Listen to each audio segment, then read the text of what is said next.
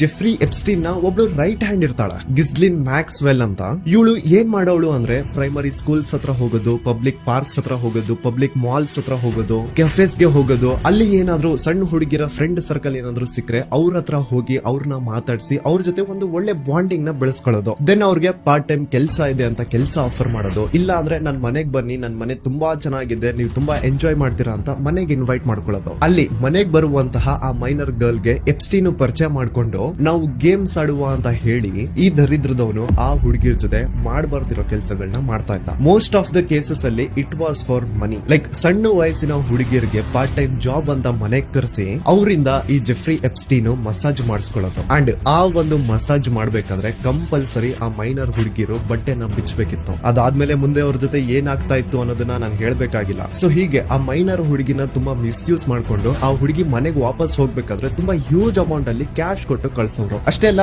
ಆ ಹುಡುಗಿಗೆ ಏನ್ ಹೇಳೋರು ಅಂದ್ರೆ ನೀನ್ ನೆಕ್ಸ್ಟ್ ಟೈಮ್ ಬರ್ಬೇಕಂದ್ರೆ ನಿನ್ ಫ್ರೆಂಡ್ ನ ಕರ್ಕೊಂಡ್ ಬಾ, ಸೊ ದಟ್ ನಿನ್ಗೆ ಇನ್ನೂ ಜಾಸ್ತಿ ಅಮೌಂಟ್ ಕೊಡ್ತೀವಿ ಅಂತ ಹೇಳಿ ಕಳ್ಸೋದು. ತುಂಬಾ ಜನ ಚಿಕ್ಕ ವಯಸ್ಸಿನ ಹುಡುಗಿರು ಪಾಪ ಅವ್ರಿಗೆ ಏನ್ ಗೊತ್ತಿರುತ್ತೆ, ಅವರು ದುಡ್ಡಿನ ಆಸೆಗೆ ಅವ್ರು ಒಂದೇ ಬಲಿ ಆಗಿರೋದಲ್ದೆ ಅವ್ರ ಫ್ರೆಂಡ್ ಕರ್ಕೊಂಡ್ ಬಂದು ಅವ್ರನ್ನು ಬಲಿಪಶು ಮಾಡೋದು. ಕೆಲವೊಮ್ಮೆ ಎಪ್ಸ್ಟೀನ್ ಗೆ ಹುಡುಗಿ ಏನಾದ್ರು ತುಂಬಾ ಇಷ್ಟ ಆಗ್ಬಿಟ್ರೆ ಅವಳು ಫಸ್ಟ್ ಟೈಮ್ ಇವನ ಹತ್ರ ಬಂದಾಗ್ಲೇ ಫೋಟೋಸ್ ವಿಡಿಯೋಸ್ ಮಾಡ್ಕೊಂಡು ಇಟ್ಕೊಂಡು ನೆಕ್ಸ್ಟ್ ಟೈಮ್ ಬರ್ದೇ ಇದ್ದಾಗ ಆ ಒಂದು ಫೋಟೋಸ್ ವಿಡಿಯೋಸ್ ತೋರಿಸಿನೇ ಬ್ಲಾಕ್ ಮೇಲ್ ಮಾಡಿ ಇವ್ನ್ಗೆ ಏನ್ ಬೇಕೋ ಅದನ್ನ ಮಾಡಿಸ್ಕೊಂಡಿರೋನು. ಸೊ ಆಲ್ಮೋಸ್ಟ್ ಎಲ್ಲಾ ಹುಡುಗಿರ ಸ್ಟೇಟ್ಮೆಂಟ್ಸ್ ತಗೊಂಡಾದ್ಮೇಲೆ ಈಗ ಪೊಲೀಸ್ ಆಫೀಸರ್ಸ್ ಸೀದಾ ಜೆಫ್ರಿ ಎಪ್ಸ್ಟೀನ್ ನ ಪಾಮ್ ಬೀಚ್ ಅಲ್ಲಿ ಏನೋ ಒಂದು ಮನೆ ಇತ್ತೋ ಅಲ್ಲಿಗೆ ರೇಡ್ ಮಾಡ್ತಾರೆ. ಅಂಡ್ ಲಿಟ್ರಲಿ ಮನೆ ಒಳಗಡೆ ಇರುವಂತಹ ವೈಬ್ ನೋಡಿದ್ರೇನೆ ಫೀಲ್ ಆಗ್ತಾ ಇರುತ್ತೆ ಲೈಕ್ ಇಲ್ಲಿ ಏನೋ ರಾಂಗ್ ಫುಲ್ ಆಕ್ಟ್ ನಡೀತಾ ಇತ್ತು ಅಂತ. ಆಫೀಸರ್ಸ್ ಗೆ ಆ ಒಂದು ಮನೆಯಿಂದ ಮಲ್ಟಿಪಲ್ ಹುಡುಗಿರ, ಸಣ್ಣ ವಯಸ್ಸಿನ ಹುಡುಗಿರ semi nudes and nudes photos ಸಿಗ್ತವೆ.